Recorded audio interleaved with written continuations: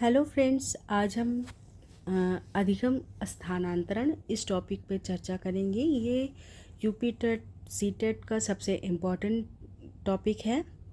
तो हम चलते हैं अधिगम स्थानांतरण को समझते हैं। इसका पहला है शून्य स्थानांतरण, zero transfer of learning. Zero transfer of learning क्या है?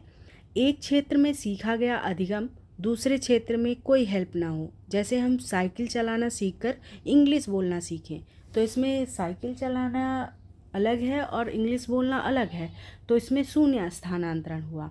दूसरे तरफ चलते हैं, नकारात्मक स्थानांतरण, निगेटिव ट्रांसफ़र।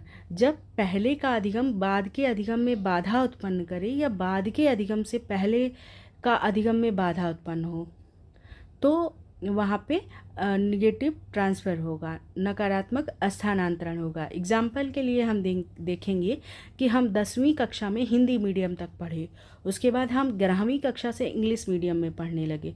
तो अब ना हमें हिंदी समझ में आ रही है अच्छे से और ना इंग्लिश समझ में आ रही है, हमारे लिए दोनों बाधा ही बन रही है। तो ये हो गया नकारात्मक स्थानांतरण। तीसरा है हमारा सकारात्मक स्थानांतरण, सकारात्मक पॉजिटिव ट्रांसफ़र ऑफ लर्निंग। जब पहले का अधिगम बाद के अधिगम में सहायक हो तो यह सकारात्मक स्थानांतरण होगा। जैसे हिंदी व्याकरण हमें आता था और संस्कृत व्याकरण भी हमने सीख लिया, तो ये हो गया सकारात्मक स्थानांतरण। चौथा है लंबवत स्थानांतरण, जिसे बोलेंगे ऊर्ध्वाधर स्थानांतरण या वर्टिकल ट्रांसफ़र। ये क्या है? जब निम्न स्तर पर सीखा गया ज्ञान उच्च स्तर पर प्रयोग हो जाए। जैसे हमने साइकिल चलाना सीखा था, उसके बाद हमने बाइक चलाना भी सीख लिया। हमें यहाँ साइकिल चलाना आता था, यहाँ पे हमने बाइक चलाना, हम लो से हाई की ओर गए हैं, तो ये लंबवत स्थानांतरण या वर्टिकल ट्रांसफ़र है।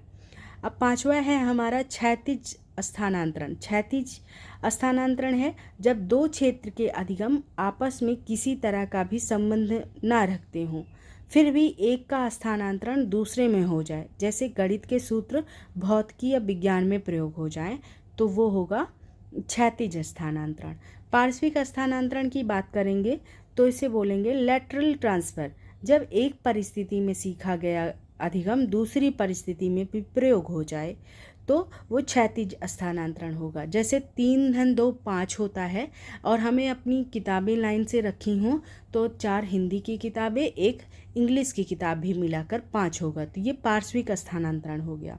लास्ट हमारा है द्विपार्श्विक स्थानांतरण, जिसे बाइलेटरल ट्रांसफ़र बोलेंगे। इसमें एग्जाम्पल होगा, जैसे बाएं हाथ से हम लिख सकते हैं और दाएं हाथ से भी लिख सकते हैं। शरीर के एक अंग से सीखा गया कौशल दूसरे अंग में भी स्थानांतरित हो जाए, तो ये द्विपार्श्विक स्थानांतरण कहलाएगा। तो ये हो गया अधिगम स्थानांतरण।